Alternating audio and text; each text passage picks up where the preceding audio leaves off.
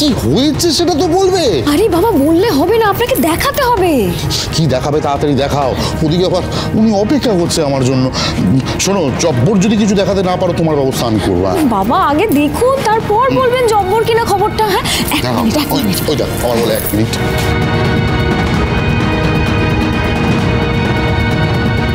এই দেখুন এবার। অমলদা ভয় পেও না, তুমি আমাকে সব সত্যি কথা বলো প্লিজ।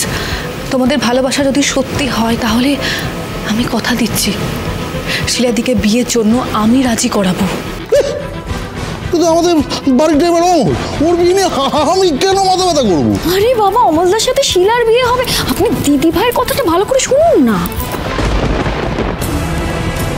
তোমাদের ভালোবাসা যদি সত্যি হয় তাহলে আমি কথা দিচ্ছি শিলাদিকে বিয়ের জন্য আমি রাজি করাবো। কিন্তু শিলা তো হালকা বিবাহিত। না না হালকা না, পুরোই বিবাহিত, কিন্তু 12 বছর হয়ে গেল শিলাদির বর শিলাদিকে ছেড়ে চলে গেছে। ও ধরো, এবার বুঝেছি। এখন সুধা চাইছে শিলাকে অমলের গলায় ঝুলিয়ে দিতে, তাই তো?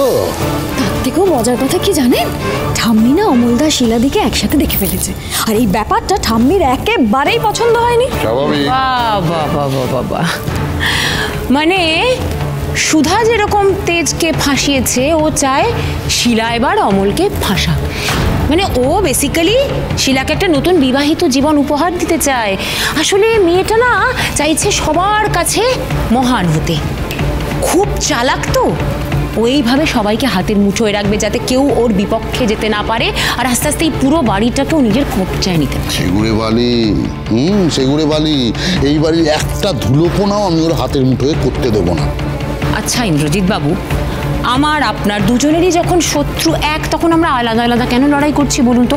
আমরা তো একসাথে জোট বেঁধেই সুধারও বিরুদ্ধে লড়াইটা করতে পারি, তাহলে তো লড়াইটা আরো জোরদার হয়। দেখুন এই মুহূর্তে কিন্তু আমাদের কাছে এছাড়া আর কোনো অপশন নেই। কি করবেন? ওদিকে সুধার বাড়ির লোকের মাথায় আকাশ ভেঙে পড়বে, সব কটা এক এক করে রাস্তায় বেরোবে, আর সুধা এই বাড়ির বাইরে। সুধার পরিবারের সবাই রাস্তায় বসবে মানে কিভাবে? আমার মেয়ের যে এরকম অবস্থা করেছে, আপনার কি করে মনে হলো আমি তাকে এত সহজে ছেড়ে দেবো ইন্দ্রজিৎ বাবু? এক এক করে সব দিক থেকে ফাঁসাবো ওদের আমি। এবার তো খেলা হবে, আমি দেখি এবার সুধা কতদিন এই লড়াইটা করতে পারে।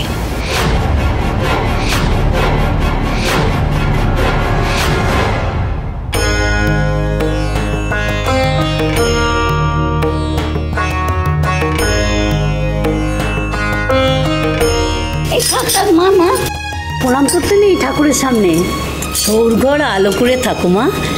কানন তোর নাড়ু কি সুন্দর হয়েছে রে, একদম সাক্ষাৎ মা নকির মতন চেহারা। খালি হাতে নতুন বইয়ের মুখ দেখবো তা কি হয়? এটা কি পিসি ঠাম্মি? এটা আমার মার আর তোমার ঠাম্মির শাশুড়ি মায়ের কঙ্গন জোড়া।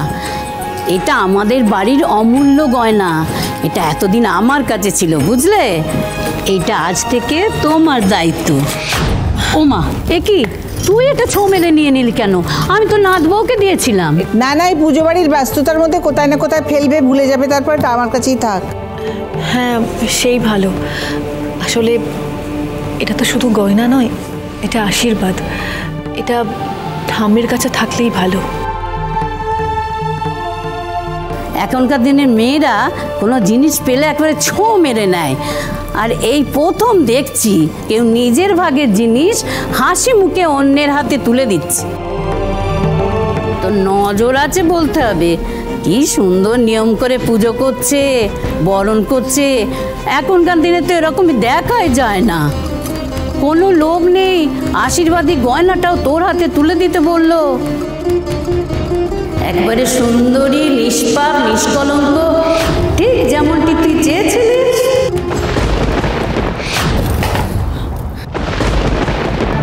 কথায় কথায় আমাকে অপমান করা, আজ কি উত্তর দেয় মাসিমা আমিও দেখি। ওমা এ কি রে কানুন, হ্যাঁ, তোর হাত থেকে বাক্সটা ফসকে গেল। নিজের সংসারটা থেকে হাতের মুঠোয় রেখেছিস আর বাক্সটা সামলাতে পারিস না। না না, ফসকাবে কেন? ওই অন্যমনস্কতায় আমার নজর যে ঠিক মানুষ চিনতে পারেনি বড় ঠাকুরজি। তা তোমরা দাঁড়িয়ে কেন? বসো না। আরে বসবো বসবো, খালি বাড়িতে তোর ওই জিতের বউটাই ঘর জ্বালানি হয়েছিল, ওই যে কি যেন নাম, দেবাঞ্জনা। কিন্তু তুই ঠিক তোর বাড়ির ঐতিহ্য ধরে রেখেছিস। ছোট বউকে বাড়িতে রাখিসনি, আবার বিয়েটাও ভাঙতে দিসনি।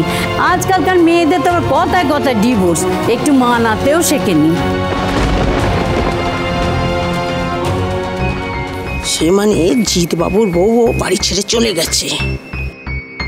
মাসিমা, একটু শুনুন না, আসুন।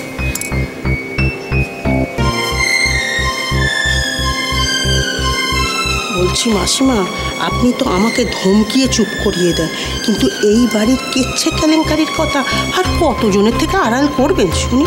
আর তাছাড়া ওই ওনারা প্রশংসা মানে সুধার প্রশংসা একদম পঞ্চমুখ, কিন্তু আসলে ওরা জানে না সুধা একজন ডিভোর্সি। আপনার আত্মীয়রা, তাছাড়া পাড়ার লোকজন আর আপনার ওই ব্যবসার লোকজন যেদিন সব কিছু জানতে পারবে, সেদিন আপনার এত অহংকারের নাকটা পুরো কাটা যাবে মাসিমা। এরকম কিচ্ছু কোনোদিন হবে না। লোকে কিছু জানার আগেই ওই সুধাকে আমি সরিয়ে দেবো আমার দাদু ভাইয়ের জীবন থেকে। তুমি নিজের ছেলে বউয়ের কথা ভাবো দোলো।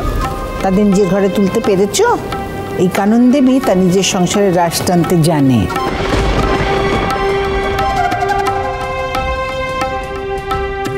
আমি আসছি। হ্যাঁ, এসো। জ্যোৎস্না, যা তুই বরণটা করে নে। শোন, আমি এই নিয়ে কিন্তু তোর কোনো কথা শুনতে চাই না। কোন ব্যাপারে আমার কথাটা তুমি শোনো একটু বলো তো। আয় ধর।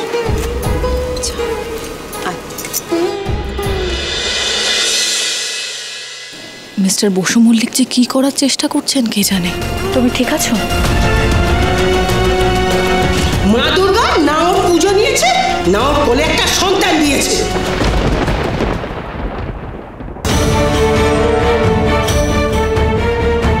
সত্যি তো, এত বছর হয়ে গেল জ্যোৎস্নার বিয়ে হয়েছে, এখন একটা বাচ্চা হলো না গো। জ্যোৎস্নার তো সেই কবেই বিয়ে হয়েছে, এখনো তো কোনো বাচ্চা কাচ্চাও হয়নি। আমার মনে হয় বরের সাথে ঠিক নিবনা হয় না। সারা বছর তো বাপের বাড়িতেই পড়ে থাকে, সংসার করার ইচ্ছেটাও তো নেই। দিদি দাঁড়াও, দিদি আজকের দিনে চোখের জল ফেলতে নেই। দেখি তুমি কাঁদছো? আরে কে কি বললো তাতে তোমার কি এসে যায় বলো তো? আজ সময় হয়েছে উজ্জ্বলদা দিদি ভাইয়ের পাশে থাকার, স্বামীর কর্তব্য পালন করার। প্লিজ, তোমাকে কোনো কর্তব্য পালন করতে হবে না। তুমি এখান থেকে তোমার মায়ের সাথে চলে যাও। না জ্যোৎস্না, প্লিজ।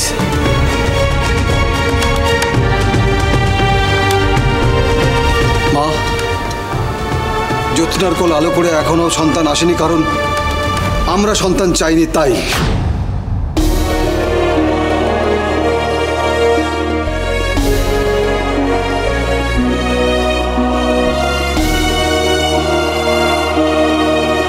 আর এটা আমাদের ব্যক্তিগত ব্যাপার। জ্যোৎস্না বা আমি আমাদের জীবনে কবে সন্তান নেব সেটা আমাদের সিদ্ধান্ত।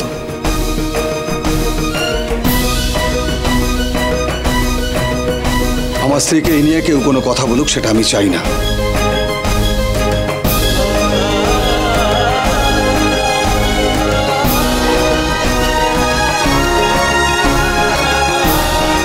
তোমার এই সৎ সাহস আর স্পষ্ট কথা দিদিকে ঠিক একদিন তোমার কাছে নিয়ে আসবে। ঢাকের তালে কোমর দোলে আমাদের তেজ দাদু হয়তো নাথ বউকে চোখে হারাচ্ছে। আজ বাজা কাশর জমা। মিস্টার বসু মল্লিক এসব কি করছেন? সবাই তো দেখছে।